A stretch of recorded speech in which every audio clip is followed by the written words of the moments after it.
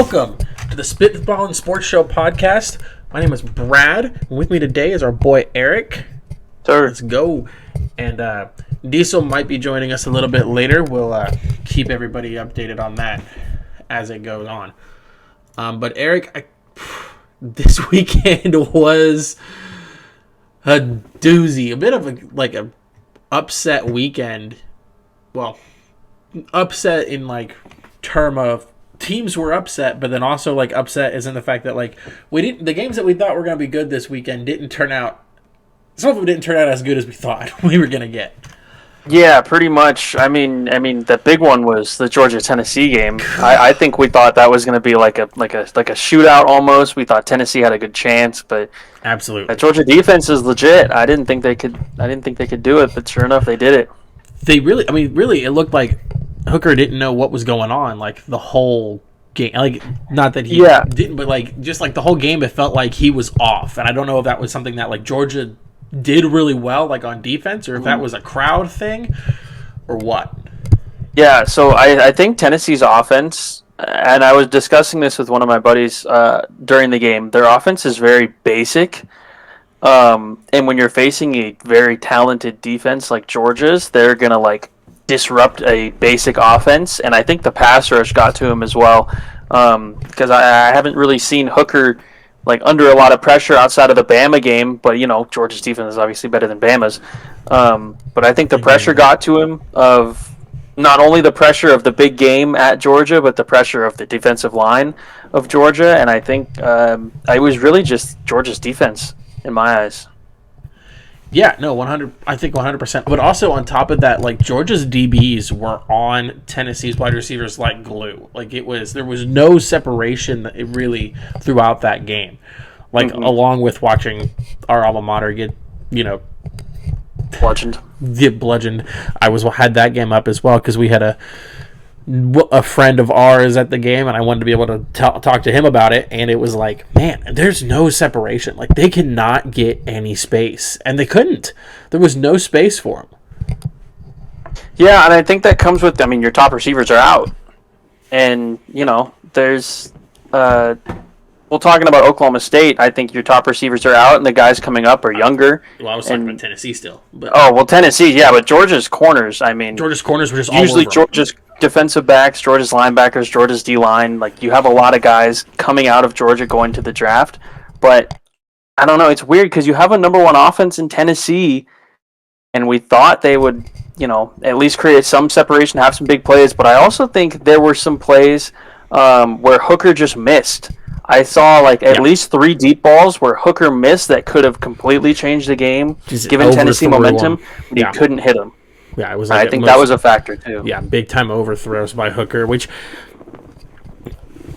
given what we kind of had seen from him this year, I didn't really expect that a whole lot. But it was not at home. When they played Alabama, it was in Tennessee. It's a different environment. All his throws too.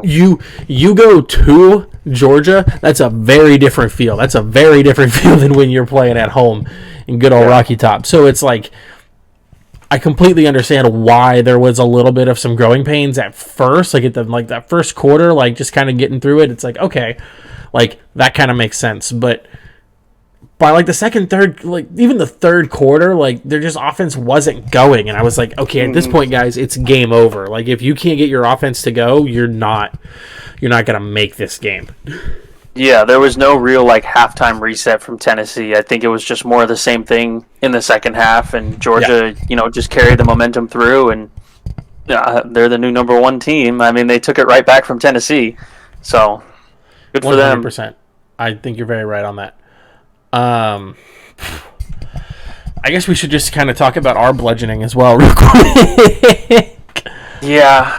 That was kind of expected with the injuries we have. With the injuries that we had, I wasn't surprised one bit about it. I think the biggest thing for me that kind of had me also excited but also kind of frustrated was Rangel doesn't look bad for a true freshman. He looks like he's going to be able, if he can take this red shirt time to grow and,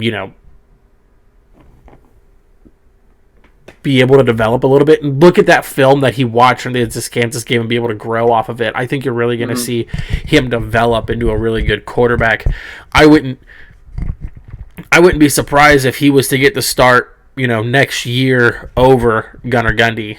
Oh, 100%. And I think that's why Gundy went with Rangel to start this game, because he knew, Rangel's probably his future. He came in as a 4-star, like a pretty highly touted recruit.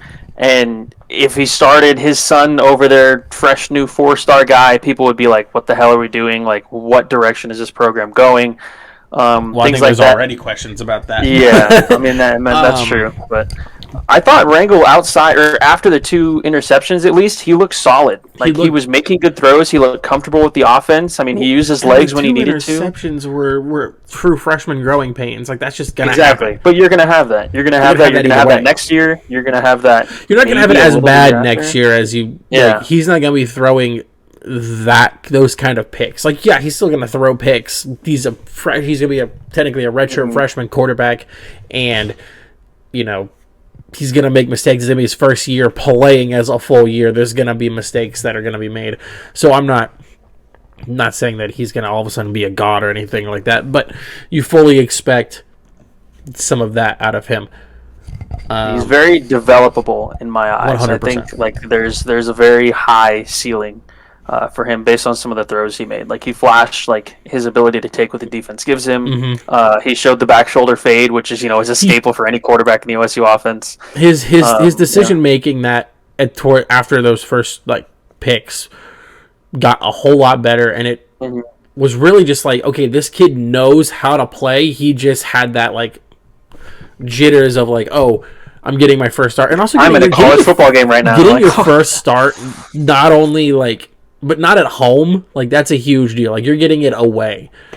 Makes a big difference as well. There's a little bit of oh man, I have no fans here, essentially. But there's also at this point, if everybody booing me is because they're against me, it's not my own fans booing me, right? There's a little bit of a confidence boost in that as well. But I was really just kind of upset with the running attack this game. Most of all, running with a, not our usual quarterback, Yeah, I wanted to see a little more of the running game. I wanted to see more of Richardson. I especially wanted to see more of Nixon and Gordon. Richardson had 14 for 51, but I think Richardson should have had at least 20 carries to at least spell Rangel a little bit and sort of open up his pass game. Yeah. And Nixon and Gordon had a combined 2 carries, which is a little confusing. Can't have it when you have the kind of running back core that they've got right now. You have to be able to rotate who's in. And also, when your running game's not... if you think about it, 14 for 51, that's not a great yards per attempt there. It's not terrible, but it's not great. Yeah. You're at roughly 3 yards a carry, which isn't, like I said, not bad. I'd like to see more. I would like that if that said, if that said 15 for 60, even, I'm like, okay. Or close to 60, I'm like, okay, a little bit better. He was getting almost 4 yards a carry. You're talking 1st and 10, 2nd and 6, then at that point you're talking about a 3rd and 2 with a new young quarterback. I get it's a yard, but it still changes the way a defense is going to play when they realize you could just run the ball, right, and get that first down. So it's and I also think that the offensive line being decimated isn't really helping with that either. I just think the whole program is it's not blown up right now, but it's not in a good spot. I think we're going to start to see Oklahoma State come back a little bit once we get I feel like down the stretch and maybe for the bowl game we'll start to see the Oklahoma State we saw in the beginning of the year when people start coming back from injuries to finish the year out strong. Because I know a good amount of the guys that are hurt are older. I don't think there are any significant young players coming in that are injured at the moment. So, you've got some of the wide receivers that they're not it's not like they're seniors, right? You've got a couple of guys who it's their junior year or whatever. They'll probably want to come back.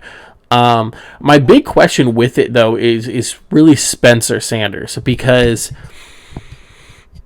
if you look at the rest of OSU's schedule. there's really only one game that I feel like I see Spencer wanting to like play, which is Bedlam. Oh, I could tell you, yeah, Yeah, Bedlam for sure. like So I think honestly, maybe we'd hold him out next week, give Rangel another go at home, like give him his first home experience, Yes. and then bring Spencer back in Norman, I think that that's kind of the way you have to do it. if at all. If at all, like if you're gonna bring Spencer back this year at all, if Spencer wants to play this year, which I'm sure he does, you bring him back for OU, and then, put him back on the injury report for West Virginia. Really, if at rest that him point. for West Virginia and then go win a bowl game. Yeah, my question is he gonna play the bowl game at that point? I don't know. Maybe it's for the like injury is future. still there. Like he probably shouldn't play the bowl game if he has any aspiration of wanting to play in the professional, in the men's league afterwards. Yeah, protect yourself. Yeah, 100%. Just protect him. He needs to just protect himself on that. No. So not ideal for Oklahoma State going forward.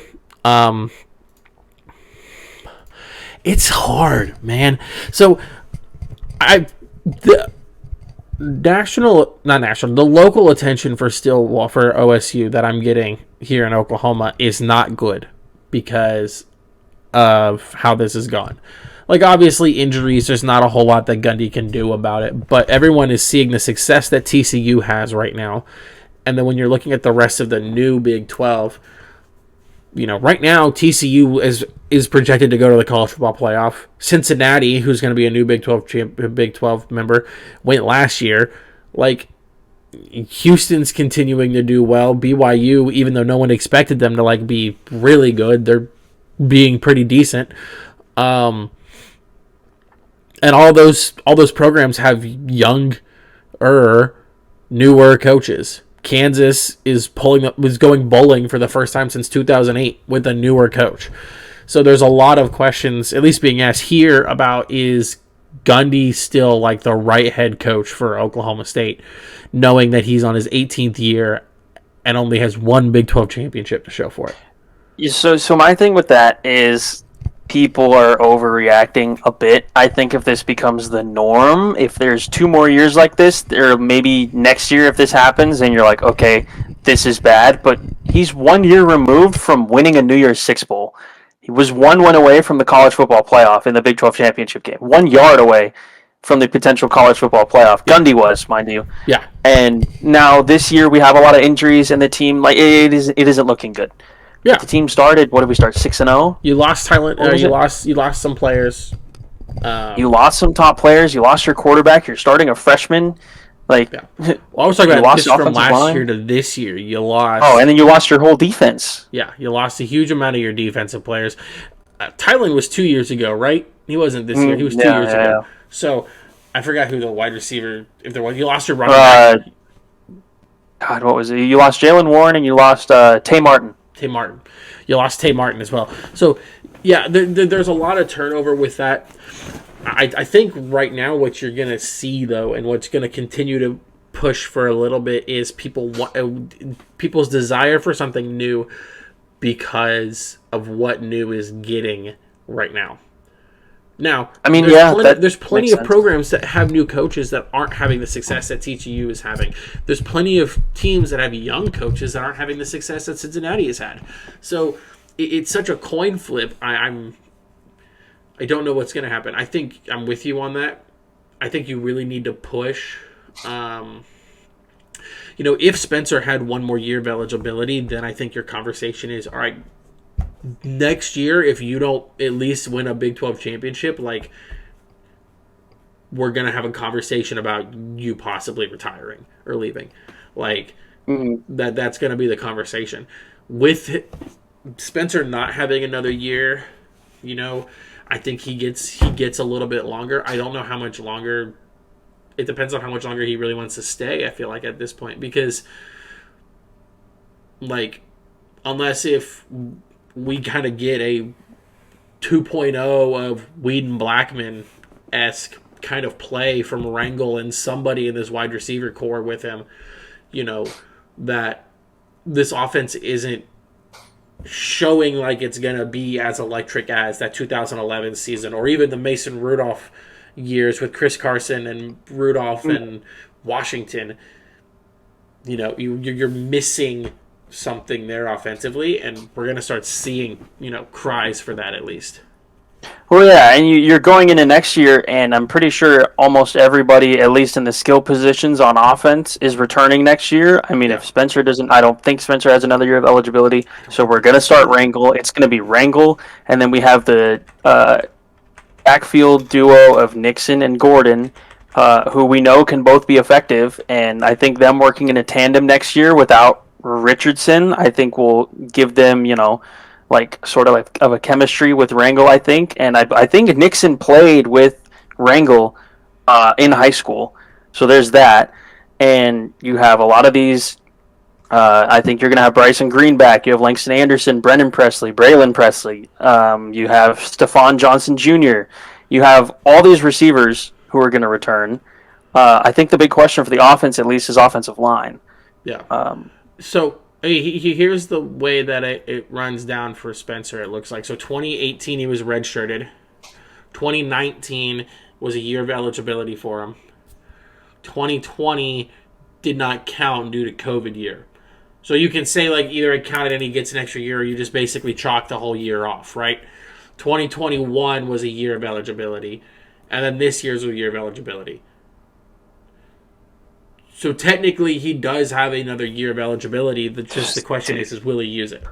But I don't know, man. Like, at this point, I wouldn't if I was him. If you do, I mean, like, I honestly program, like, if that makes, if he's that like makes 20. sense. What is he? 23, 24? Like, let Rangel play at this point. You know, man. Like, because I think Sanders coming back and the team going 8-3. Like, that's just kind of a waste of a year for Rangel in my eyes. That would kind of like draw Rangel away from the program. You know, like, you get this playing time now, and you're backing up Spencer Sanders again. But Yeah, honestly, my biggest worry is the defense for next year. Yeah.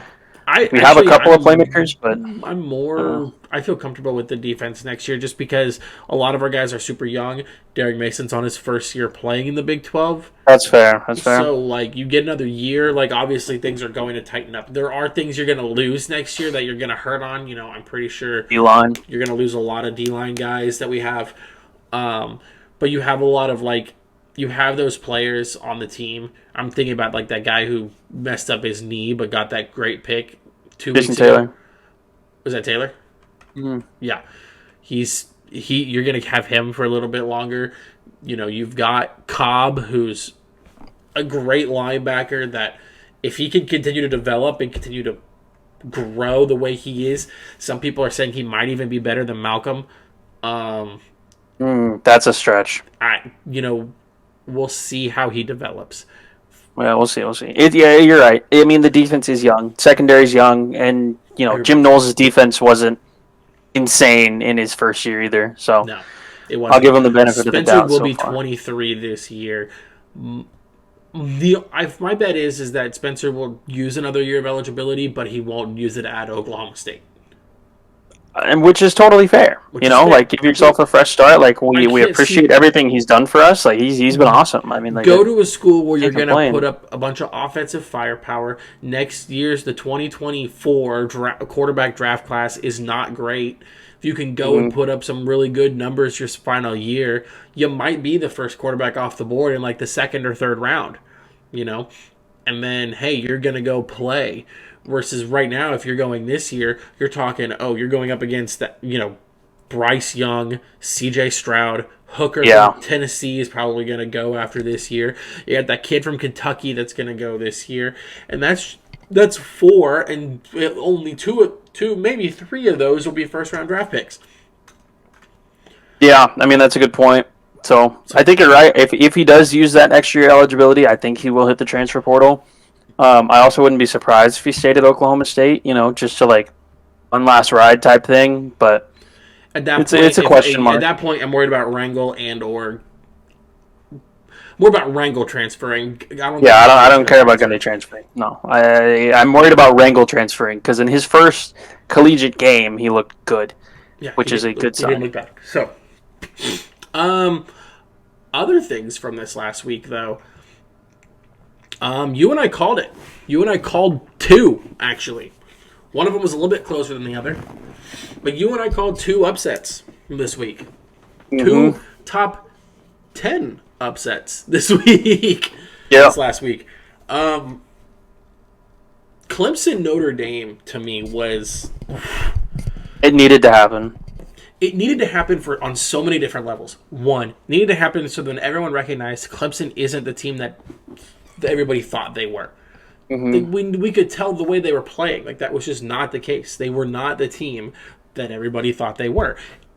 And that's fine. But it was like, you can't keep giving these guys these rankings based on who they were before. Their name, yeah, their logo, yeah. The name and the logo is not what you rank them off of, it's how well they're playing, and they were not playing well this whole year, and they finally got exposed for it. Correct. For Notre Dame, they're hitting their stride in the best time for them to hit their stride. They're obviously not going to go to they're not going to go to the college football playoff, but they're going to get a really good bowl. They're going bowling, and you're getting hot at the perfect time to where you can go into that bowl and have a really good showing and really set yourself up for next season. Yeah, I think it's a great spot for them. I think they're going to finish 8-3 based on their schedule. I haven't really looked at it, or maybe even 9-3. Oh, they have USC as their last game of the season at USC. But they play Navy, Boston College, and then USC. So you got two more tune-up games, and then you can go get an upset at USC. Maybe ride this momentum. USC, that would be crazy. I think it could happen based off of what I saw from the USC defense this week. They allowed 35 points to Cal, which is ridiculous considering Cal didn't score more than 24 against an even formidable defense. I mean, I don't really count the University of Arizona or I forgot who else they beat. It was one other school that wasn't very good. But it was Arizona and one other. It was like a non-conference school that they scored more than 24 on, and they went to USC and lost by 6, 41-35. And USC's defense has been sus to me all year, but their offense has been just good enough to get by. I think if they face Oregon in the Pac-12 championship game, which I think they should, I think that's they're lining up to do. I think Oregon's gonna beat them personally, just based on the way this defense is played. Yeah, it's not even like that I'm hoping so. It's just that I think it'll happen because the Oregon offense is hitting its stride.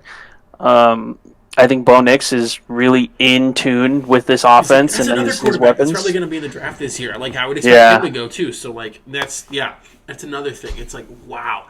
Bo Nix is hitting his stride at the perfect time as well. Like, it's going to be really scary to play against him at this point. You really wanted I could be to at play, that Pac-12 championship game. You really wanted to play against him right after that Georgia game. That was your best time to play him. Yeah. And now it's a completely different team, a completely different game. But also, like, Notre Dame, I think the thing that shocked me the most about this game was the non-offensive play. Like, special teams and defense, 17-yard block punt for a touchdown, a 96-yard interception return for a touchdown. That's 14 points that your offense isn't scoring. That's huge.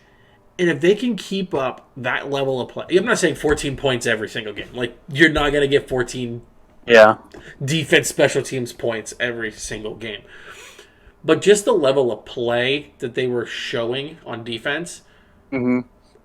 They ran the hell out of the ball too. They had two running backs over 100 yards. They did. It goes back to that. That's why I think they can beat USC. That's why I think they can win the next 3 games. It's because their defensive level of play is above what we've seen USC play so far.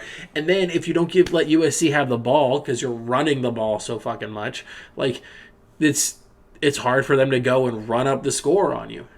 Yeah, definitely. If you keep the ball out of Caleb Williams' hands, like make him antsy, and then allow your good defense to go in there and frustrate him, that's how you beat USC. Yeah, 100%. And like if you can consistently put up points while keeping the ball on the ground and in your hands, then you're gonna beat, almost any team really, but especially USC with how bad their defense is. And I think Caleb Williams can sometimes get a little bit reckless We saw it last year, and we've seen it, I think, a little bit this year. We just haven't seen the talent to like take advantage of it from the teams they played. I Absolutely. mean, Utah kind of took advantage of it. They Yeah. got the stops they needed, and they won by 1 point. And that's all you need. If you're Notre Dame, like you Yeah. just got to Just get a win. win. Doesn't matter by how much. Just win. Hmm. Exactly. um, but now here's the real kicker, I think, for you and I, at least. Because as long as you and I have been probably watching college football, Nick Saban has been at Alabama. Hmm. Correct. I cannot remember the last time Alabama had 2 losses. I think it was a couple years ago. Maybe they were one loss and they missed the playoff. I could be wrong.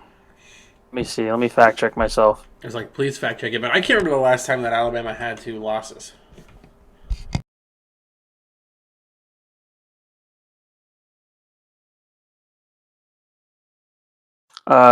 And going back to that game, that 2 point conversion to win it for LSU, that was the play that Texas A&M needed to call. Um, Not whatever the hell A&M called in like what was it, week 4, week 5 when they had the Yeah. chance to beat Bama. I thought So, LSU played a great game, and I granted, you thought had they the home did. field advantage, but like we said, that LSU offense is really like hitting its stride, and they Okay, so surely Alabama showed was it. a 2 loss team in the 2019-2020 season. Yeah, When 11-2, LSU because was undefeated that year. That was Joe Burrow's year. uh huh, So, okay, yeah. not a usual thing for Alabama, though. Not super usual. Like, it happens, but it's not as usual as we would kind of expect. I think they're a Especially, good team, but I think they're a little overhyped this year. I mean, you have Bryce Young, but everybody else is isn't playing fairly great. young, Yeah, it's fairly young, not playing and great. yeah, And so, I mean, good for Bryce Young. Like, obviously, he's going to be a high draft pick. He's a good Alabama quarterback. mhm. You know what you're You know getting. how good Bryce Young is. Exactly, you Yeah, know how good Bryce you Young know what is. you're getting with him. Absolutely. Um, The defense has kind of been the downfall of them, though, low key. yeah, The I mean, defense hasn't been great. shoot, giving up that whole overtime was their defense basically, like just not doing what they needed to.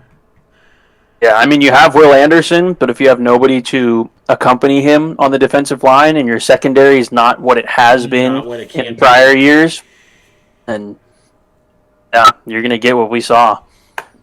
100%. 100%. I'm with you on that.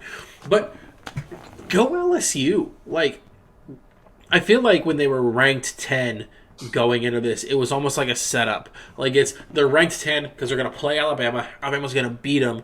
And then that's going to be the reason why It'll they can look put better for Alabama in the Bama. Yeah. playoffs and all that stuff. And then LSU goes and win, and it almost like backfired because LSU was ranked. Where now it's like, oh, now you got to keep LSU highly ranked, Hmm. even though they have multiple losses that like haven't looked super great. But good for LSU. Good for Brian Kelly. You know, This is a great win for LSU. You know, they're not going to make the playoff with 2 losses, but this is like another step closer towards a big bowl game. and it's a I mean, you're big seven deal and for. two now after a rough start. It's always a big deal It's in a the huge one for the SEC when you beat program too. Alabama. You know, Yeah. that's always a big deal, especially when you're a first time head coach with the program, and you want to make a statement. You want to make sure that people know like you're in it, and you go and you beat Alabama. That's a big fucking deal for everybody at that school. Yeah. That's a big deal. I think they could be a one-loss team if they just, didn't lose to Florida State by 1 in week 1 or week 0, I think it was. Yeah, Um, I'm but I mean, with you on outside of that. that, your only losses to Tennessee. Yeah, and that's It's that's a a good fine team. loss at this point. You really could be a one Yeah. loss, up there competing for a spot in the playoff. Heck, they would have been more probably willing to put LSU in than they would have TCU in some regard. If they were one loss, yeah, If they they would were have one put in loss, yeah, LSU over TCU. 100%. But we're gonna look at this week now because we're kind of caught up on everything from last week. It's not a lot this week. Not a Couple lot couple this of week, matchups, but you know. Um, just for us, when Oklahoma State plays Iowa State at home, coming up at dogs. It's not great. I mean, Iowa State's just got a good defense, and I think our defense. I don't know. Our defense is not good. It's not going to be a fun game. I have tickets to go, and I'm debating about selling them or just not going. I wouldn't blame you. Um, TCU Texas is really the biggest game in my eyes. I think you're right. I think TCU Texas is a big deal this week. I also think it's ridiculous that there's a lot of upset-worthy games this week as well, though. I do kind of. I think it's ridiculous that Texas is 7-point favorites over TCU. Yes, I know TCU's wins aren't by a lot. They're by like 10. I think their average win margin is like 10 points. A lot of them are come from behind, but like they're still a good team. They have the weapon. They have a top 15 pick in the draft wide receiver in Quentin Johnston, an experienced quarterback. You have the weapons on offense, and Texas's defense hasn't shown to be the greatest thing ever. Yeah. It's just a matter of you can stop. It's like every week. If you can stop Bijan Robinson and Xavier Worthy, you're gonna beat Texas. Yeah. And TCU has been just like a thorn in everyone's side, really. They're not blowing anybody out of the water, but they're winning football games. No. And it's kind of like how Oklahoma State was last year, where, I mean, obviously you have your couple blowout games, but it's not like you're showing out like crazy. You're just winning games. Yeah. I don't really know how to explain it any better than that. Like, they're not flashy. They're just doing it. 100% with you on that. And like you said, that's fine. I feel like what you were saying though about the 7-point line, it's a little interesting. I get that Texas is at home. I think that's what it is, really. But a whole 7 points just for being at home is a little crazy. Yeah. Especially because Austin's not that far from Fort Worth. You know TCU is going to have fucking fans at this game. And they're going to be loud. Like, it's almost... Yeah, I don't want to say it's a neutral site game, but it might act like a neutral site. Because you'll have people driving from Fort Worth to Austin for this game. Yeah, I mean, Texas hasn't really showed us much of anything after that Bama game. Like, they beat Iowa State by 3 at home. I think it's just like this line is based on the upside that these weapons have. The upside of Quinn Ewers and Bijan Robinson and Xavier Worthy. But they haven't really shown it. Like, nothing's really clicked. Every game they've played has been close since their 49-0 win against OU. It's been a one-score game, and one of them was a loss to Oklahoma State. Yeah.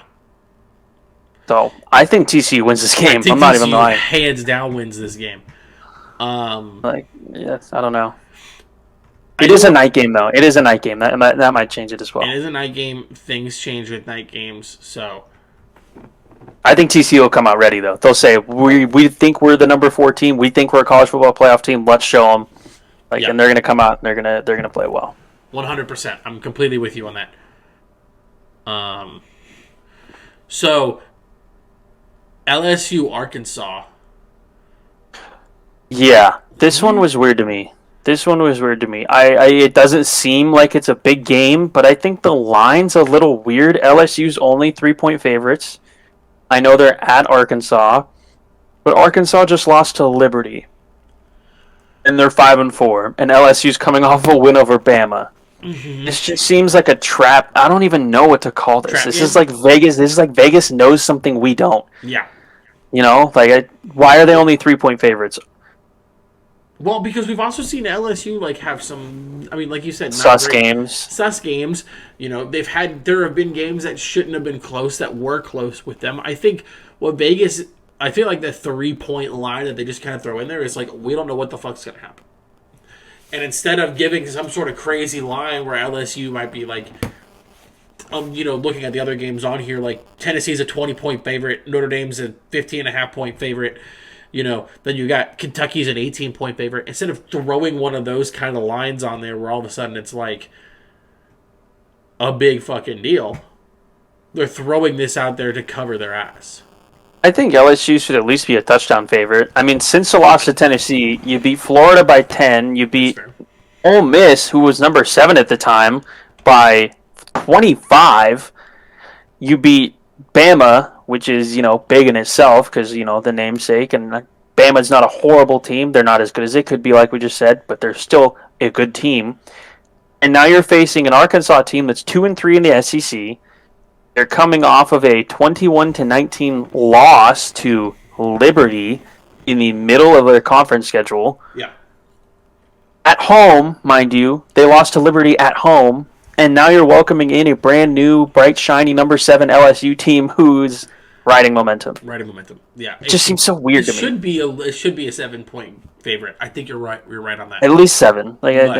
7 seems fair. I get it. I get Vegas is kind of like, we don't know what the fuck's gonna happen because Arkansas came into this year kind of riding a high and being one of those teams you kind of said, hey, this team looks like it could be really good, and then they just completely fell off.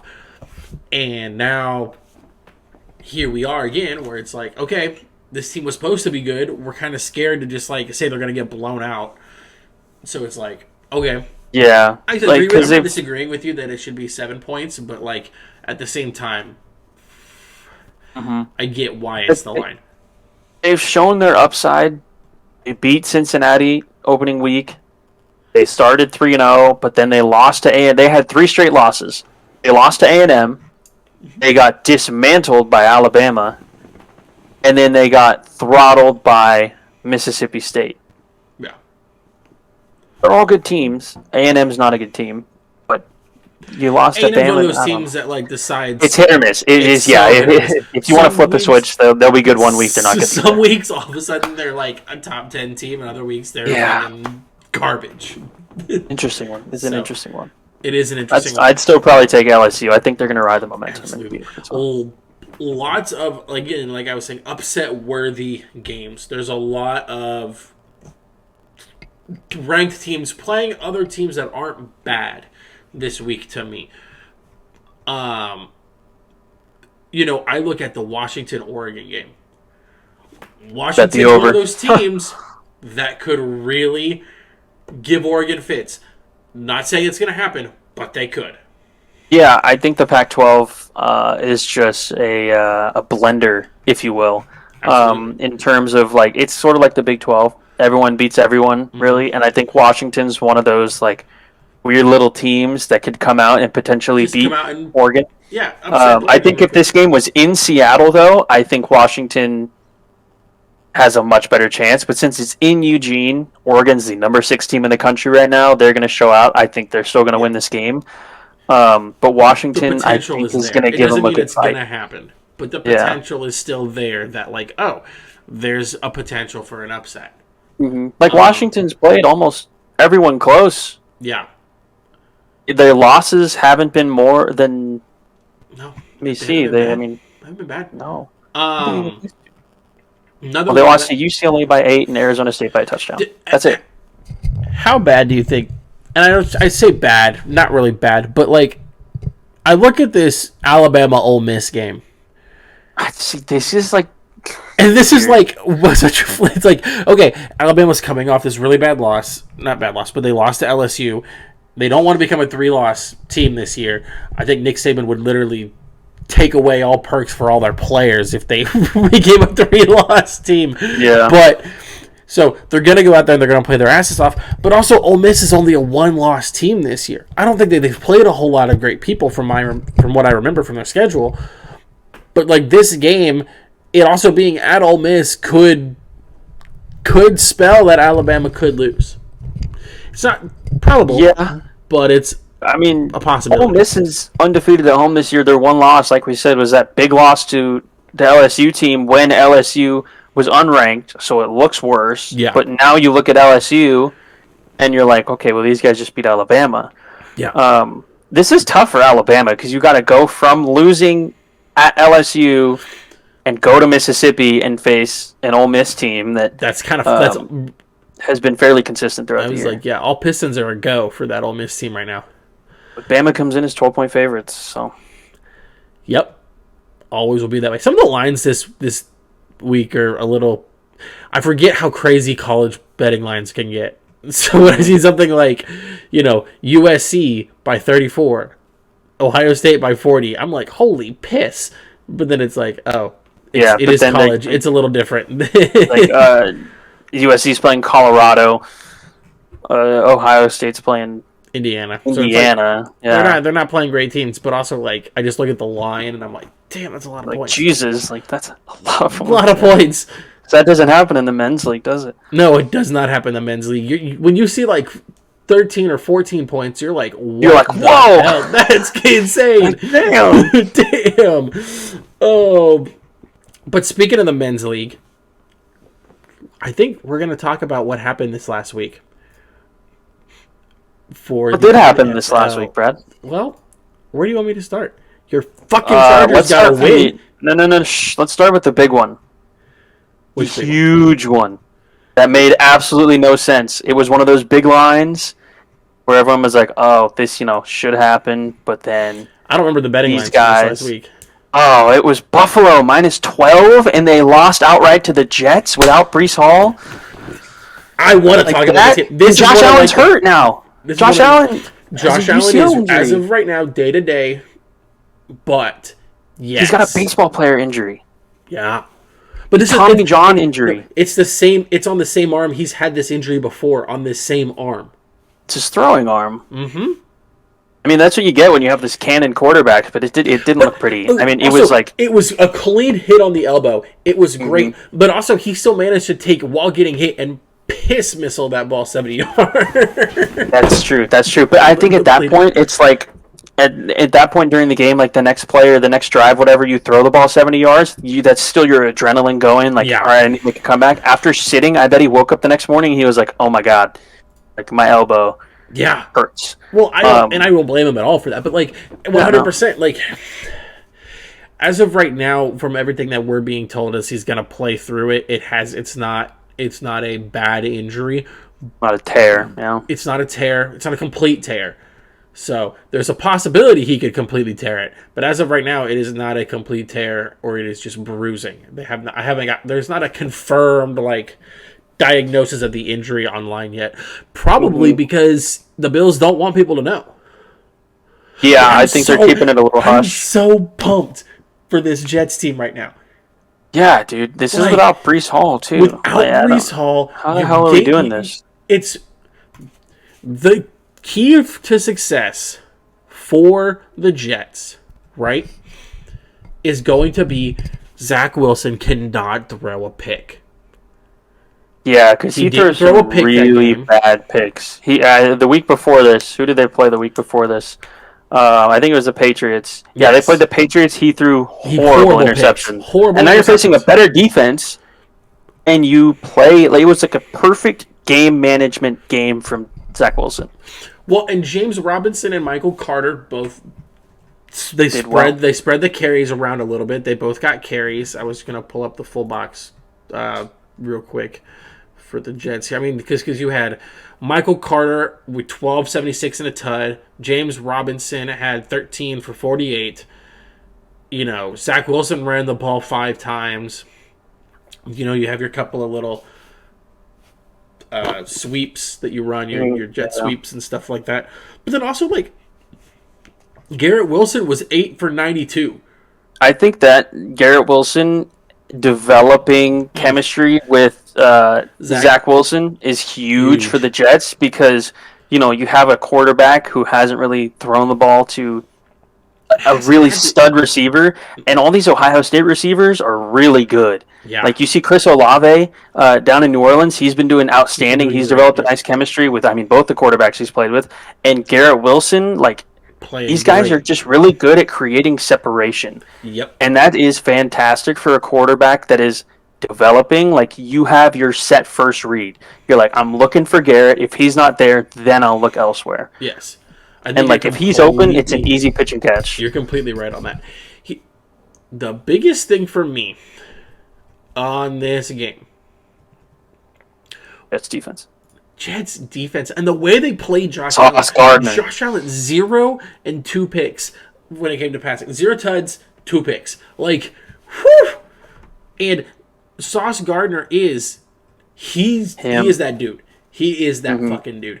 He is playing out of he's the best cornerback this year that we're seeing. I think the Jets defense works so well because they built up this defensive line. They got after Josh Allen. They sacked him 5 times. God, yeah. And so when Josh Allen's under pressure, he looks for Stephon Diggs. He looks for his number one guy, obviously, as any quarterback does. But if you have a guy like Sauce Gardner taking away your best guy, your other guys are not, not obviously as good as your number one guy is creating space. The Jets are good enough to take those away. Absolutely. They absolutely And are. it's huge because Gardner has proven he can cover He can almost cover the everyone best. in the league. Like He can cover covered some of the Stephon best Diggs. receivers in the league this year. Like Diggs went 5 for 93, but on 10 targets. Yeah. I mean, and Yeah. I don't know. He's shown he can do that. Jets. It's one of those things where they do really well when you go against those teams that have that clear number one, right? When they go against the Bengals and Jamar was kind of locked up by Sauce and stuff like that. Like that's what you're kind of expecting. Or you're going against, the Bills with Diggs. You talk about, if they were to play the Cowboys, he'd be on CeeDee Lamb. He has his matchup. He's going up against the best, and he's stepping up every time. Interesting fact. So, pass attempt wise, Buffalo threw 34 passes. The Jets threw 25. So only a 9 pass attempt difference, but they had the same number of completions. It says a lot about the Jets defense. It says a lot about the Jets defense. Yards per play were almost exactly the same. Total number of plays was exactly the same, 61. Total yards was a little off. 9 drives for each team. It comes down to that defense and the, 2 picks thrown by Josh Allen. I mean, even the penalties were the same. 3 for 30. Jets just beat them. Jets just beat. Now the Jets did have a fumble, so the turnover differential, it wasn't 2, it was 1. But still, just overall fantastic game by the Jets. I was really happy. I was happy for 2 reasons. I mean, obviously, one, I like to see the Bills lose because it means the Chiefs could possibly, they're closer to that 1 seed. They can keep winning out. They can get that 1 seed back, and then it can be Arrowhead Invitational again, as I like to call it. But I also love to see it because when we were doing, at the beginning of the season or middle of, earlier in the season, we were talking about teams that we really liked, and I said I really liked the Jets this year. Their defense is really playing well, and it's just it just wasn't there for Zach Wilson at the time yet, and now he's kind of stepping into his role. He's got Garrett Wilson. What? He's got Garrett Wilson. Well, to me, Zach Wilson, he stepping back into what he had to do was not throw picks. He has to be more safer. of a game manager quarterback. Yeah. I look at him very much like I gotta make sure I say this right without pissing people off, but like a Jimmy Garoppolo archetype, where it's he's not gonna beat you by throwing for 300 yards like a Josh Allen or a Patrick Mahomes or a Justin Herbert or some of those guys will, right? He's gonna beat you he's gonna throw maybe 200 yards, at least a touchdown, no turnovers, and his team's gonna run the ball and they're gonna win. That's why the Jets are gonna be. I think they still are a playoff team, honestly, in my eyes, but they're going to be even better once Breece Hall comes back next year because he was your established number 1 bell cow running back. This team is absolutely a playoff team with Breece Hall, 100%. They're going to have another young guy, whoever you draft. Line for playoff team this year, just because the AFC is kind of stacked, as we said. If you're just talking conference-wise, you got Buffalo and KC, right? Baltimore, and then it goes Jets, Miami. So, the Jets and Miami are right there. And I think that New York's going to lose more games than Miami. Yeah, I think so, too, because, Miami's more high-powered and stuff, and I think they have, the flashier teams usually make it, right? Yeah. Rather than the game managing teams, both New York teams, honestly, for both conferences, the Giants and the Jets. Yeah, but you're still going to have the AFC. Well, actually, not that I'm looking at it. Buffalo, Miami, and New York, the Jets. Baltimore's your AFC North champion. Tennessee being your AFC South champion. The Chiefs being your AFC. That's 6 right there. And so then you have the Chargers are the next one. The Chargers sneak in at that point. If the playoffs were to start today. Mm-hmm. I think we'd be a 7 seed, right? Chargers would be a 7 seed. We'd play Tennessee and get steamrolled by Derrick Henry. Wait, would you... doesn't lowest seed play highest seed? So wouldn't you guys play... Well, going into last week, we would play the 2 seed, right? We'd play... the Chiefs. Oh, the Chiefs are the 2 seed? Yeah, Chiefs right now are still the 2 seed because Buffalo has that tiebreaker because Buffalo beat them. And right now they're the same record. Interesting. So, you guys would actually come and play. If it were to start today, Buffalo gets the bye. Chiefs would play the Chargers. Tennessee would play Baltimore. Give us a couple weeks until we're healthy, then we'll play you guys. Well, shoot, we're going to lose to you guys in 2 weeks. Flexed. That game just We're going to lose to you guys in 2. I don't know why they're flexing this game, bro. Like our whole team's dead. I hope to God Keenan Allen's back to make it interesting. I think Keenan Allen should be back for that game, but I think it'll only be Keenan Allen. Mike Williams is scheduled to come back the week after Kansas City. I hope Staley doesn't rush him back because even if we lose against the 49ers next week, which I think we will, and the Chiefs, which I think we will, we're 5-5, and then our team slowly starts getting healthier and healthier, and we can still make the push for the wild card spot. Yeah, absolutely. Because I think we have the best upside of any team when healthy, at least. Mm-hmm. But 9 of our starting 22 are hurt. 100%. Wow, I just went and looked at the NFC side and to see when you're talking about streak and to see the whole NFC having a streak of a -1, -2. It's holy shit.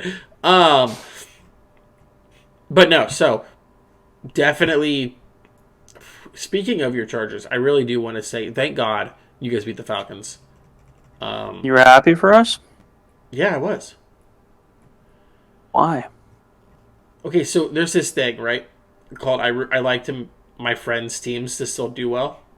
That's fair. But then also because to me, the Chargers is always the most fun to play against, and you guys That's are fair. always the most entertaining game for us to play. We always find a way to play someone close, even if we're not supposed to, which is why the Raiders record and you guys were causing the fits that you caused us, it would be internally just extremely frustrating. But so you'd feel better about yourself with the Chargers if we lose next week being 5-4, rather than us being 2-7 coming in and absolutely losing you by a field goal. Yeah, but also I'm heavily invested into the Chargers when it comes to Justin Herbert and a lot of fantasy stuff. I think Herbert's a great quarterback. I think you guys have a lot of great pieces. Have a lot of pieces that I liked as far as personalities. You just need a new strength and conditioning coach. You need a new fucking something so you guys can't get hurt. And I don't even think that's strength and conditioning. That might be a team doctor or some shit like that. Yeah. So, I don't know how we escaped with a win. Actually, I do. Herbert looked like himself again. Honestly, exactly. The last 3 weeks, he did not look like himself. I think the offense was very limited because of it. But this week, he was slinging it, and he was putting some buzz on the ball. Yeah. He said that injury was ribs this whole season. So I understand why he wasn't acting like himself, but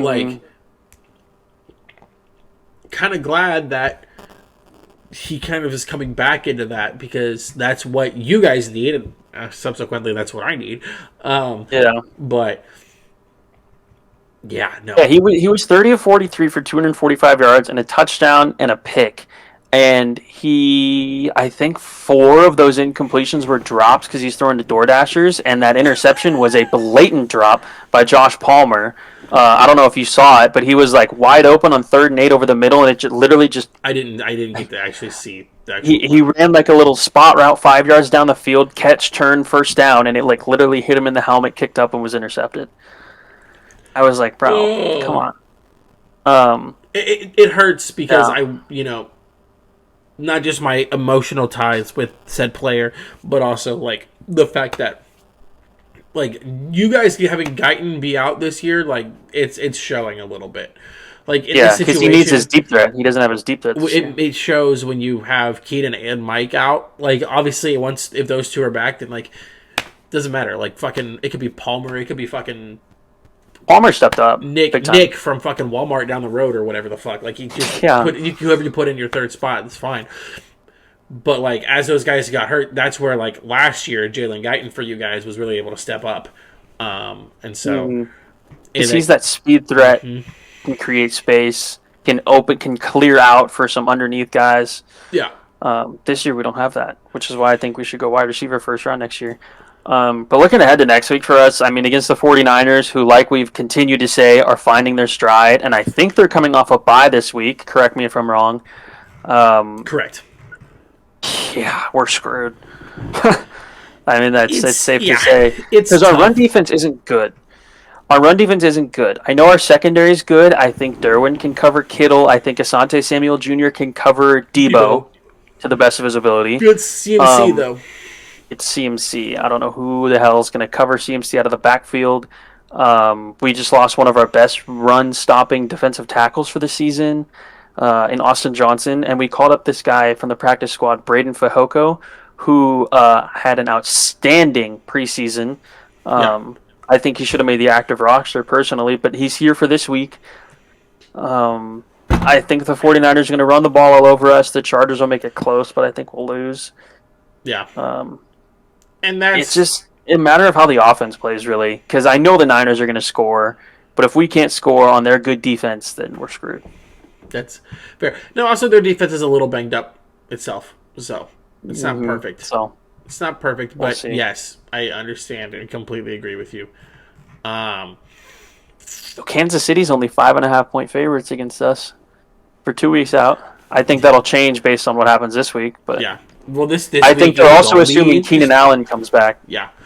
I wish Diesel was here to talk about the Bears, but the Bears playing the Dolphins. The Bears. Was Justin Fields. Justin Fields becomes, from what I was reading, he becomes the first player to get a Player of the Week accolade while losing. I mean, rightfully so. The dude played out of his mind. Out of his fucking mind last week. And I think he ran for like 178 yards or something. Finally starting to see like him come into the player that we all expected him to be coming out of Ohio State. And now it's happening. And we're like, where has this been for the last, little... Like, I get the whole Matt Nagy thing was there, but... Even at the beginning of the season, like where has this been? So like I'm really glad to see him start to come out of his shell a little bit. I think what it was he just needed that like big breakout game, and I think the Patriots game is what did it for him. Yeah, I would honestly that's my thinking, because he played great in the Patriots game, coming off of a game in which they lost to the Commanders 12-7. And then you come out and you beat the Patriots 33-14, and then, I mean, you lose to Dallas 49-29, but you put up 29 points. Fields looked half decent in that game, and you're just facing tough opponents, and the Bears aren't a complete football team. They're still developing their quarterback. I mean, they have David Montgomery, but he's not very good, and you have, I mean, the receivers aren't that great. You did just go get Chase Claypool, so like that's going to help, but he wasn't much of a help this week, I would say. Yeah.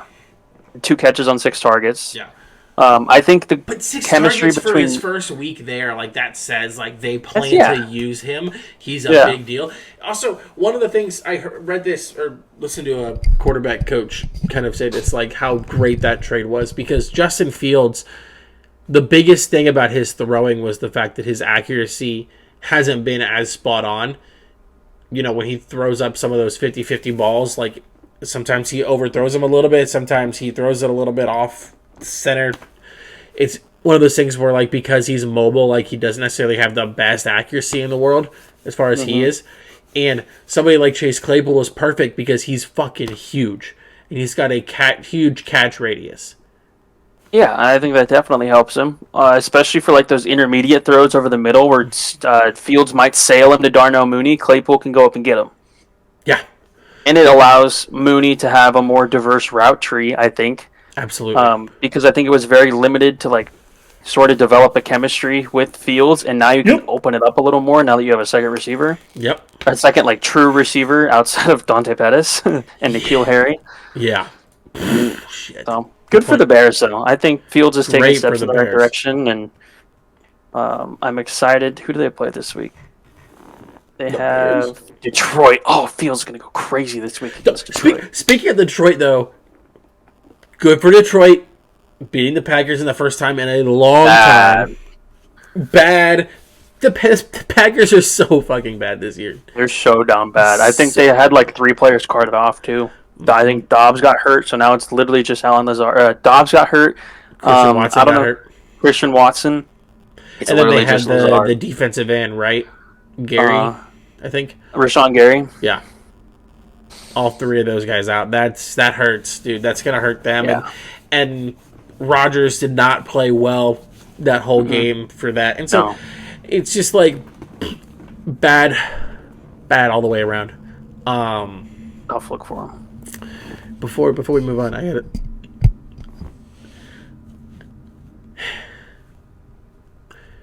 I was not expecting Sunday night to be as much of a fucking like heart attack as it was. I said it. I called it last week. I said if the Titans can get Derrick Henry going, it's going to be a scary game. Well, and the crazy thing was he didn't even get going at the level that like I was like worried about. Like 17 for 115 is really like is a lot, right? So like I'm not like discrediting that, but I was worried about like if he had gotten 3 more carries like and got another touchdown, like there was no way in hell. Their defense is slept on. I was gonna say very quietly scrappy. Like just they were. Yeah, it was a physical, very physical game. The whole way around. Pat Mahomes really just kind of had to carry the team literally in the fourth quarter to go score, be able to tie the game up. I feel bad. I fell asleep at one point during this game because I was like convinced we were going to lose. And so like I had the game up on my phone, but I had changed the channel on the TV to something that my wife wanted to watch, and I was watching it and like nodding off. And then I wake up and we're kicking a field goal to win, and I'm like, wait, what? Like, what just happened? In overtime. Kicking a field goal, we're up, defense stops them, and I'm like, I got to go back and see what the hell happened. And then I go back and watch it, and I'm like, holy crap. The thing that pisses me off about this game was the fact that Patrick Mahomes threw for almost 70 attempts. Yeah, that was insane to me. 68 pass attempts. So here's what even kind of irritates me a little bit more about it. So, okay, Clyde Edwards-Helaire wasn't getting going. Isaiah Pacheco wasn't getting going. Jared McKinnon wasn't getting going. I get that. 3 carries, 5 carries, 4 carries. Give them you have to give them more carries. Yeah. Absolutely. And 4, if our running back room is as bad as we've kind of felt like it was all year, why the fuck have we not brought in Ronald Jones and have a 4th option? Like, one of those guys is going to find it and get hot. Like, it's going to happen, and then you just stick with the hot hand. But instead, we do all this gimmicky shit where we pull people out a whole bunch. And I'm like, I fucking hope that Bijan Robinson falls to the Chiefs because fucking we need a running back. Yeah, that would be OP if you guys got Bijan. Fuck, it'd be OP as shit. I don't think he will. I don't think he'll follow us. But yeah, I noticed that too throughout the game. Like, you guys were throwing a lot despite, Kelsey being frustrated. They were really at Kelsey all game. He was getting kind of. They were being very physical with Kelsey all game. I mean, that's what you have to do to stop Kelsey. That's what you have to do. So I can understand why he was upset about that. There was a clip. I wish I could pull it up. There was a clip. Kadarius Toney absolutely murdered a man on that field. He didn't have as big of an impact as I thought he would, but it is his first week. It is his first week. He'll be in there. And I'm the fact that he was on the field a decent amount, I was like, okay, there is something to be said here. He's going to be something for this team for sure. Would I like it to be? I'd like for eventually for him to be at the point where he's like, I'd like for him to step up and play more of a role. The problem is our wide receiver room has so many people that we kind of like. We've got a bunch of different players that we like, and it's like, okay, now our wide receiver room is almost too crowded in my mind. Like, Yeah, I mean, you have a lot of like very similar build. The only reason guys. the reason that I feel like they went for Tony was because they're not going to pay Mecole, and Mecole's going to leave after this year. I mean, if you have Kadarius, you don't really need him, right? That's kind of my thought. Like, you have a lot of guys of a very similar build. Yeah. Is what I was sort of getting at. They really have a good receiver in Juju, and Tony has a high ceiling. Yeah. Tony has a high ceiling. He also has a high floor, or a low floor, but high ceiling. Yeah. You have MVS, who you kind of hope is going to, work his way in a little bit more. He hasn't yet, but I think there's a lot of stuff going on. And then you have Juju, MVS, you have Tony and Mecole, which like those two you could realistically do with Tony and not Mecole. Even though I like Mecole Hardman a lot, he's been a really big part of our game plan the last couple weeks. Maybe they keep him. I don't completely know. The Chiefs are weird. Okay, they do. The Chargers. That. You also have Sky Moore that we just drafted. That I don't know what the fuck happened with that. Like, I thought he was supposed to be this slot guy we were going to use, and he hasn't gotten anything this year. He's got like 2 catches on the whole fucking year so far. And then you have Watson, Justin Watson, that sleeper. Sneaky. He's a sleeper guy that Mahomes has his connection with all of a sudden. He made a huge catch Sunday night to kind of get us some momentum. Mm-hmm. Week 1, he made some incredible catches, and everyone was like, this kid's insane. And, like, now we've got him, too, in our wide receiver room, on top of the fact that we still have Clemson prospect from Cornell Powell. Like, we have... Maybe that's why you threw it 68 times. You want to get everyone involved, because he threw... How many different receivers did he had to catch? 1, 2, 3, 4, 5, 6, 7, 8, 9, 10, 11? Yeah. And 20 of those went to Juju and Kelsey? Kelsey had 17 targets. Yeah. Kelsey had 17 targets, got 10 of them. 10 to Juju, 6 to Mecole. Noah Gray, I really think that he's stepping up. I'm excited for what Noah Gray could be. He had probably one of the craziest catches, period, where he's being pulled one way and goes across. Maybe that was Kelsey. I don't remember. I thought it was Noah for some reason, because I was like, holy shit. It was Kelsey. I remember that catch. Okay. It was Kelsey. Noah Gray, he's got some of those clutch catches that we needed at the end of that game. But yeah, I mean, you're looking at it like, look, Sky Moore had 1 target. Pacheco, Burton had a reception. Our fucking fullback. Kadarius Toney had 2 catches, 2 targets, 12 yards. 12 for MVS. Watson had 5 targets. Like, that just says to me that, like, they really like him. I'm just kind of... The wide receiver room's very, very, very full. And then they're talking about, oh, go get Odell Beckham. And I'm like, fuck, dude. What the fuck are we going to do? Like, relax. Yeah. You know who I think needs a receiver is the Titans. Well, Traylon Burks is designated to come back up by IR as of this season. But, like, I don't know, dude. Like, Malik Willis had 5 completions for 80 yards. Eric Henry has scored this offense's last... all their touchdowns for the last 3 weeks have been credited to Derrick Henry.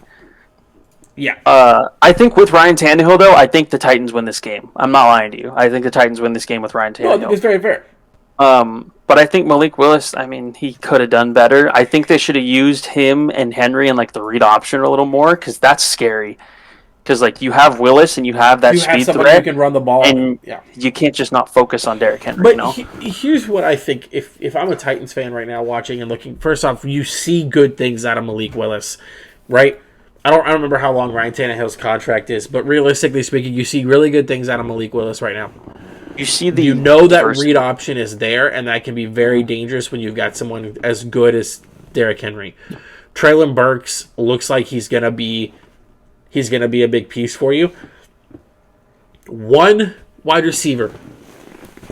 Whether you draft him, whether you get him in the offseason in free agency, whoever, you get 1 decent wide receiver, and this team all of a sudden, between read options and RPOs, can absolutely tear somebody up. That doesn't mean that's the way If you Vrabel's retain your going to defense. go, because he has an identity, which is you hand the ball to Derrick Henry. Now, what Which is happens fair. when Derrick Henry leaves? Because Derrick Henry is not necessarily super young. Yeah. I don't remember how old he is at this point. Derrick Henry's 28. So he's got a little bit longer on 2 him. or 3 more good years, like solid, like insane years. And even then, like he becomes a crazy like He's still a power back no matter what, through and through. The wear and tear obviously gets to you, but with this speed, I think he has 2 or 3 more years.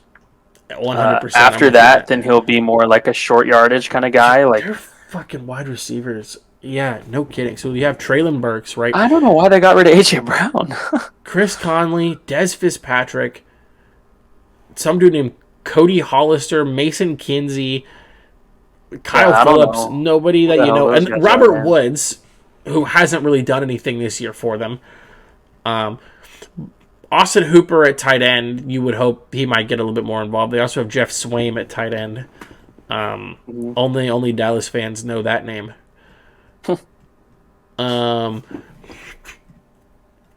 Yeah, no, 100%. Here's something else that's kind of crazy to me. They have 2 rookie running backs. Derrick Henry is 6'3", 247, right? You have his backup that is literally a year younger than him, and he's 5'11", 202 pounds. Who is that? Dontrell Hilliard. Oh, yeah. He's not bad. He's like a good change of pace kind of guy. You have Hassan Haskins from Michigan at 6'2", 228. Jesus. As a rookie. And then you got this guy named Julius Chestnut from Sacred Heart. 5'11", 228. Seems like they've established what kind of running back they want, huh? they know exactly what they want out of running backs, and they've got 2 more in the back. So, like, even though, Derrick Henry's probably doesn't have as much of a, he's probably got 2-3 years on him, they're going to have 2 24, 25-year-olds that they can pivot to at that point. But if you're going to keep that identity, you need to keep developing the offensive line and make sure that's up to par. And you have to retain your defense because this style of football doesn't work unless you have that defense that the Titans have right now. Yeah. And so it's going to be interesting to see what happens. But I honestly think Vrabel is going to be that head coach as long as Derrick Henry is there. And then the second Derrick Henry kind of starts to plateau and they have to try and use somebody else, you're going to see... You're going to see what happens with this style of football. Yeah. Which is it ebbs and flows. There were some other fun games this week, but nothing else super crazy. Before we talk about next week. Actually, no. Let's talk about this week so that way then we can bring up the shit show that happened this week. What are we looking at for this week? So first Germany game, Seahawks Bucks. First game in Munich. Yeah, I think this is really cool. This is super cool. I don't know why the Tampa Bay Buccaneers are the favorite for this game. This is one of those things. This is one of those things where it's like I think Vegas knows something we don't, but Seattle is like scorching hot right now. They've got Kenneth Walker going. Geno Smith looks great. Tyler Lockett. Noah Fant even making plays. DK Metcalf. Yeah. They have that good defense. Tariq Woolen is going to cover Mike Evans. And frankly, the Buccaneers look horrible. They look awful. They look horrible. They got a lucky win, last-second win, which was pretty cool, honestly. I'm not going to lie. It was a pretty cool win last week. But, like... It was good for Tom. Good for Tom is my thought. Good for Tom. Great. They're 4-5, but, like, that team is ass. No, not a good team whatsoever. The fact that Buccaneers are favorites, I think, is ridiculous. Is a little ridiculous. Like, sure, their defense is good, but they haven't really played a stout offense. Like, and when they did play a good offense, they played Kansas City, gave up 41, and they played a decent offense. They played Baltimore, gave up 27, and lost. And now they're playing a Seahawks offense, which is not one-dimensional, that's for sure.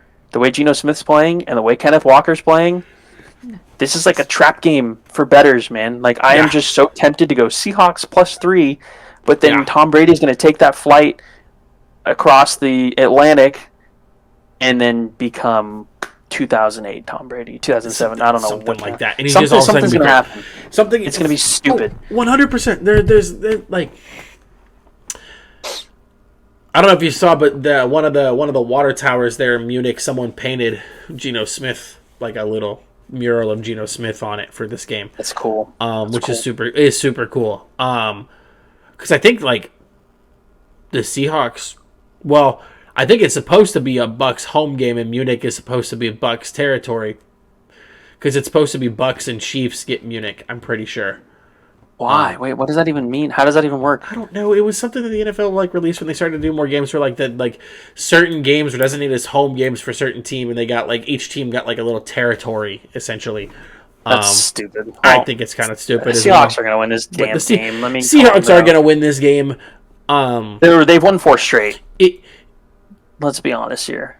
They've won 4 straight. All of them are by 2 scores. Shows a whole lot about Russell Wilson. The fact that this team is doing really well right now.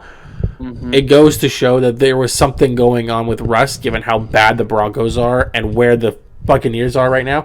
Or not Buccaneers, the Seahawks are right now. Like, I think it also really helps that they developed Kenneth Walker. I think Walker's been, not the reason Geno Smith's playing well, because Smith's been playing well all year, but Kenneth Walker has having a running back helps. This offense. Having a running back helps. Now, obviously, they got a gem in that guy. They really do. And honestly, like, it kind of sucks to say, but like, had Chris Carson not had to retire due to injury, he'd be that guy right now. He'd be that guy. It doesn't mean they'd be doing as well. It doesn't mean he'd be doing as well because but he would have been the guy starting. Him and Walker would be like splitting carries. Probably. But also, like, if you're looking at it and, like, I thought Russell Wilson was supposed to be, like, a Hall of Fame or fringe Hall of Fame quarterback, and this year's kind of killed that, huh? Yeah, I think so. I think between the last 2 years, it's kind of killed that, and the fact that you can't... Your team that you left is doing better without you right now, and the team that you're on is doing arguably worse than when they had fucking Teddy Bridgewater and Drew Lock. Like, that Denver-Tennessee game is kind of interesting to me next week because I think it is interesting. Two inept offenses versus 2 very good defenses. One defense didn't lose a big piece at the trade deadline, though. That is very true. It's just. I feel like this game's going to be 9-6. Titans all the way. It's going to be. So? Oh yeah, I think it's going to be. I think it's going to be like 14-9 or something like that. I think Tennessee gets touchdowns, but I know Tennessee gets touchdowns. I'll give them the benefit of the doubt. Yeah, Derrick Henry's going to see the end zone at least once. They have to play it safe against that Broncos secondary though, because that secondary is good. If they can get Derrick Henry going, it's great. But like, if Ryan Tannehill is back, there's nothing has been confirmed. Okay. As far as I can find. But if Tannehill is back for this game, they'll be fine. If you are playing Malik Willis, you're completely right. He's going to have to be very smart with the ball. But also, like you said, he threw the ball 8 times against the Chiefs with 5 completions. Something like that. If you're only going to throw the ball 10 times, you're probably okay. Honestly. If Henry can get going. You don't have Bradley Chubb you're running up against. You don't have any... realistically, like, their best players are corners and DBs. Like, nobody on their defensive line is really scary to me.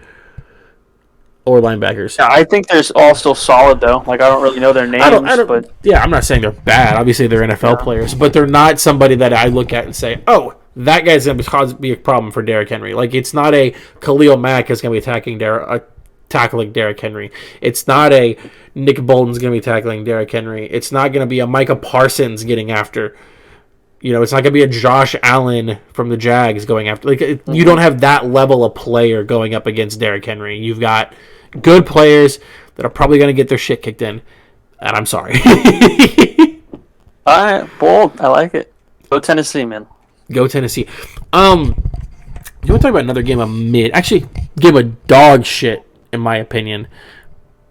But now this week makes it really interesting. Colts Raiders. Raiders Really just cut Jonathan bad. Abram. They just cut Jonathan Abram this morning. The Packers got him. Packers picked him up. Thank God they needed something. Colts just hired an analyst to be their head coach and are giving a 30-year-old offensive play calling. And they're starting Sam Ellinger. Sam Ellinger at their quarterback still. They're screwed. Realistically, like, I'm shocked that they're doing that. I feel like you should play Nick Foles. I don't know why they're playing Ellinger. I don't either. Like, I don't know why they're playing Ellinger. He's not an NFL quarterback. I get it if Matt Ryan is hurt. Okay, you're not playing Matt Ryan. You have Big Dick Nick sitting on your fucking bench, and you're going to play Sam Ellinger? I hope that Jeff Saturday comes out and says that Nick Foles will be his starter. No, bro. They already announced it. It's Ellinger. Son of a bitch, dude. Son of a bitch. I feel bad for Jonathan Taylor. I feel bad for that kid Deion Jackson. I feel bad for Michael Pittman. Poor Jelani Woods and Mo Alley Cogs. Like, you guys just aren't going to get... They have the weapons. Let Foles do it. That's what I'm saying. You're just, as long as Ellinger's playing, you're just not going to get the production you should. Maybe Ellinger will come out and shut us up this week against the bad Raiders. I hope to God he does. I hope he does. And if he does, I'm going to tweet out that little fucking gif of him saying, "We're back." We're back, yeah. But that's funny. It's not going to fucking happen. What else this week? Dallas is only 4.5 point favorites over Green Bay. All they have to do is cover Allen Lazard. It's a lot easier than that. It's Mike McCarthy going back to Green Bay for the first time since he left. And he's going to fucking dog walk them. I would hope so. I mean, with Dallas's defense... 4.5 point favorites, that's just them being like... generous. It's Lambeau in November. It's Lambeau. Aaron Rodgers is here, but he doesn't have Devontae Adams. Like Aaron Jones, the Cowboys D-line. If it snows, then they're like, oh, but like they're banking on Lambeau. They're not banking on the Packers for that 4.5. That's fair. That's my thought. Chiefs. I think my game of the week this week is Minnesota Buffalo. That is one of my 2 games of the weeks, which I will talk about. I do want to say, I mean, realistically, like, do we have any expectation that the Chiefs are going to lose to the Jags? I don't. Unless Trevor Lawrence plays the game of his life, no. They did say Jacksonville's got the talent. It's just a matter of continuing to execute because they are a team that can beat you. I think Travis Etienne have a day. Now with Etienne, yeah. I think Etienne's going to have a good game. He'll have a good game. I think Trevor Lawrence will be okay. But I just don't think... They're going to get a couple touchdowns defense, like they do, but... I don't think the defense can frustrate Mahomes and Kelsey enough, and it'll be fine. They do have some good pass rush, so obviously Mahomes is going to be running around a little bit, but I don't think their secondary is as scary. So. Yeah, is as scary as other secondaries that they've played. I'd take the over for what it's worth. What's the over? What's the line? Let me see. What's the line on that? I definitely think 9.5 is a good line for this game. Oh, it's at 50.5. Oh, 50.5? Yeah, I take the over on that. You think like just a 21 to 28 or 21 to 35 that's over, 21 35, even if you take a 31-21 because 28 and then you kick a field goal, someone's probably going to end up kicking a field goal. So I could tease that over. I'm going to tease the over. Yeah. Tease it down to like 44. That's like the easiest I think that's fair. Money I've ever made in my life. Yeah. So I have 2 different games that I look at this week and I'm like games of the week for sure. And one of them you stated, which was Vikings-Bills, just because of their record, right? Vikings coming off of 6 straight wins. They're humming. The Bills just came off of a loss, but they were humming. And this is going to be a really good game. This is also going to be the toughest, first off, toughest defense that Vikings have played. I was about to say, it's Kirk Cousins' first game against a good defense since they played the Eagles. Yeah. The Eagles just molested him. Allowed to say that? I mean, maybe. We'll find out. Sorry. No, we're good. I think you're fine. The Eagles, the Eagles just dog walked the shit out of them. But also, like, it becomes a concern about Josh Allen and what's going to happen with that. There is a thing, though, if Case Keenum is playing because he's the backup, it's Case Keenum and Stephon Diggs against their old team with their old connection. I think Keenum isn't a bad backup. No. I think the Bills can still win games. He was the backup when the Vikings went to the fucking not almost a Super Bowl, but like the NFC Championship game. Yeah, when Diggs made that crazy catch. He was the backup, and he was the one leading them there. Kirk Cousins was the quarterback for them at that time. Mm-hmm. I think Keenum's a very viable backup. Like 100%. if Josh Allen goes down, which would suck, I think you can still play your game plan. You can still run your game plan with Case Keenum, 100%. Keenum can throw the ball down the field. They have the weapons for people to might get open. actually get the running game going because he might have to rely on the run a little bit more. Yeah, that's what I was about to say. Like, you give the ball to Singletary, you get James Cook involved, and it's gonna be a fucking great game. I cannot wait to have that game on. That's probably gonna be the one. Sucks I'll have Red Zone on. Yeah, I was like, it sucks at the same time as Chiefs Jags, but I'll definitely have it on. Chargers are Sunday night. Damn it, dude! What? My other game of the week, just for history's sake, though, I actually am excited about this Thursday night game. And I'll tell you why. Look at the last time they played. 2 weeks ago. It was the PJ Walker game where he went crazy. And it was 37-34, and it was in Carolina. Yeah. Now it's in Atlanta. Atlanta gets their chance at revenge. And PJ Walker's coming off of not a great game. Atlanta's only 2.5-point favorites. That's free. 2.5-point favorites. That's free. That's free as hell. Exactly. And with Atlanta's running game, Cordell Patterson's back. Yep. Dog. That's free. That's free money. That is free fucking money. That's free money. I don't care what any of these professionals say. I'm taking Atlanta running. Yeah. Yep. 100%. You know, obviously there's other fun games that are going to be watched. Like we said, Lions-Bears. Going to be fun to watch. Like another battle of kind of like the teams that are trying to like fight their way up, right? Mm-hmm. You know, it's Saints Steelers, like, not a great game, but at the same time, like, TJ Watt's back. That's TJ Watt's back. I don't know what the fuck's going on with Jameis. Why he's not playing, but you know, I don't know why he's not either. Dalton looked horrible on Monday. Dalton's like dog water. Yeah. Chargers 49ers. I think you're right to expect that the 49ers will probably win this game. If the Chargers are to win it, it's going to be on a late, like, game-winning field goal kind of thing. You would think. So, that San Francisco 7-point line, like, you still might hit that, but then say, like, maybe Chargers to win on that. Maybe. And then... we all know what's going to happen on Monday night. We all know what's going to happen. The Eagles are going to win. I feel so bad for Taylor Heineke because there's so many losses. There's losses attributed to this team because of the fact that Carson was playing. That, like, if Heineke wasn't playing, they might not have lost. And it kind of just frustrates me because Heineke is, in my mind, the second best backup. I guess actually after now Keenum's still in the league, maybe third best backup in the league. He's solid. I mean, he's been there. That's the biggest thing. Losing to Detroit would not have happened with Taylor Heineke. That's really kind of my only... I guess maybe, you know, how close the Tennessee game was. I don't remember. I think Heineke was playing at that point, though.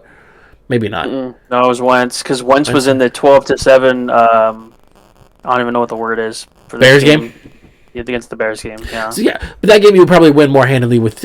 You might win the Tennessee game with Taylor Heineke, you know? Mm-hmm. And so I'm just kind of like, why did you not play Heineke? I get it's the most mismanaged team.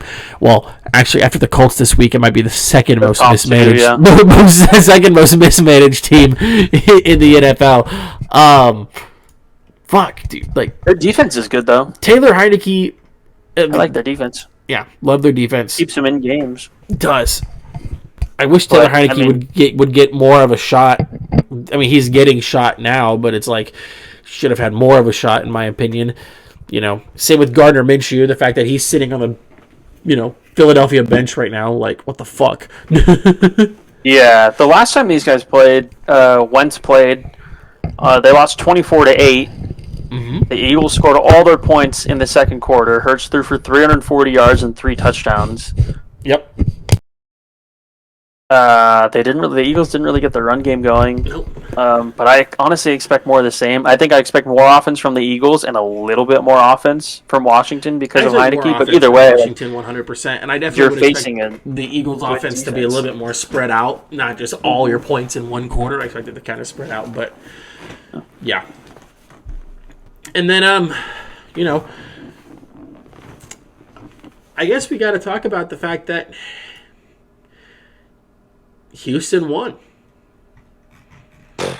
Whatever, bro. Astros win the World Series. They extended the contract to their manager, Dusty. Rightfully so. I'm happy for him. He's probably like one of the few people I'm happy for on that organization. I kind of agree with you on that. Yeah. Dusty Baker, their shortstop, Jeremy Pena, Trey Mancini, Kyle Tucker, maybe. That's really it. Yeah. I don't like anyone else. Yordan Alvarez is cool, but he annoys me because he's in my division. So, as an Angels fan, really weird thing that did happen. I guess I should probably bring up randomly this morning. Matthew Stafford was in concussion protocol. That doesn't surprise me. He's been getting killed the last few weeks. He was bound to happen eventually. Yeah, he just popped up this morning. They play the Cardinals this week, I think, is what I remember seeing. D-Hop versus Ramsey is going to be fun. Yeah, that's gonna be interesting. That's always a fun game. Yeah, they do play each other, so that's gonna be interesting with Stafford potentially not being in that game. Who is the Rams' backup? Is it still the guy with the LinkedIn?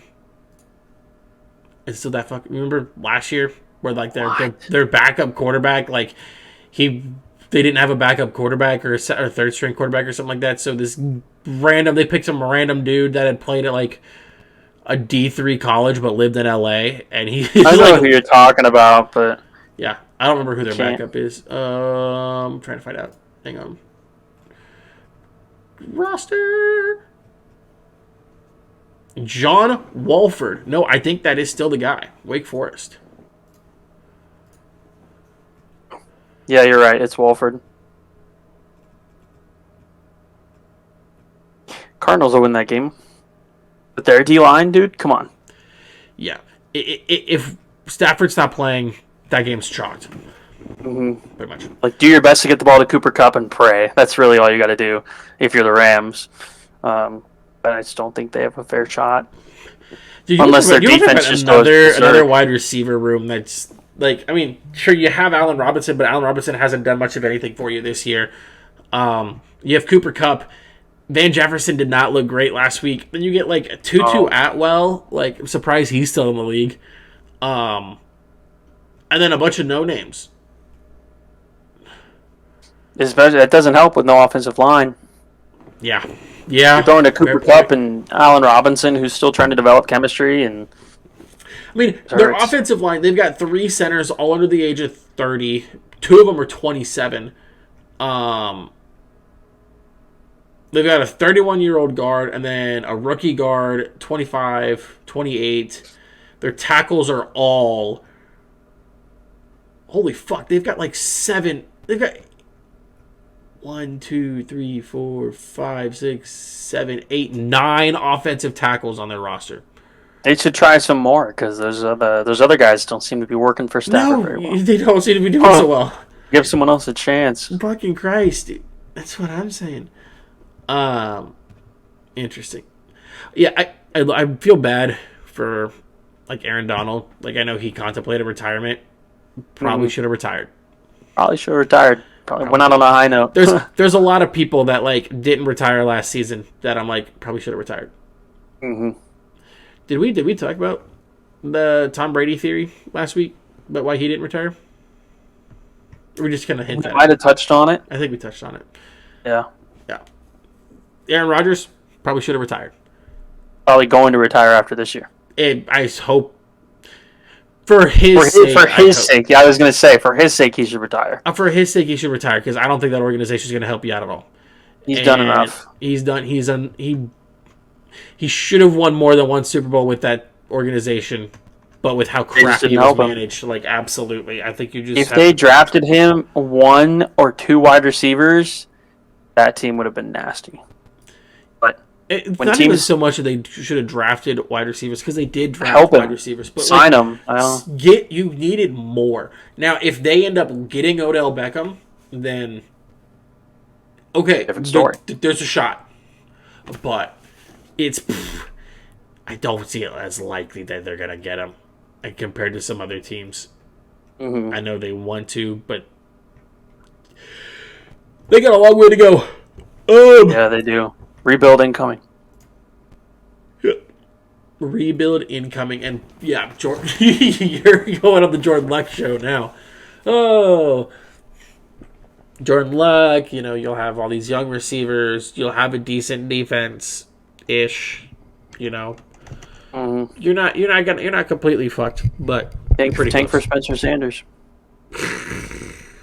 No, if honestly, with where they're at right now, if Aaron Rodgers chooses to retire, they'll either get